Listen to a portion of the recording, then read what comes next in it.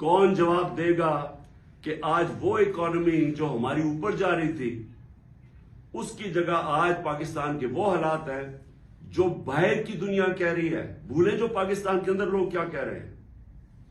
جو باہر کی دنیا وہ کہہ رہی ہے کہ پاکستان کو اگر قرضے دیں گے تو وہ قرضے واپس کرنے کا جو ڈیفالٹ ریٹ ہے وہ 100% ہے. جب ہم تھے اقتدار میں تو 5% تھا. تو آج 100% کا مطلب کہ اگر آپ پاکستان کو قرضہ دیں گے تو 100% چانس ہے کہ پاکستان قرضہ واپس نہیں کر سکتا. اس کا مطلب کہ باہر سے نہ کوئی انویسٹمنٹ پاکستان میں آئے گی.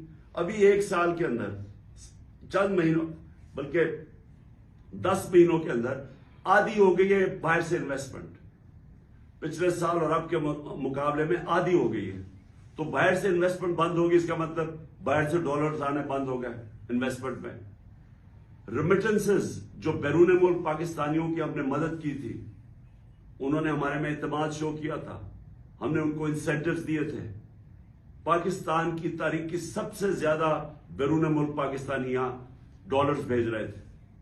اور پھر ایکسپورٹس جو یہ نون لیگ کے دور میں 5 سال بڑھی نہیں, مجھے فخر ہے کہ ہم نے ریکارڈ ایکسپورٹس $33 ارب کی پاکستان میں ایکسپورٹس بڑھائی.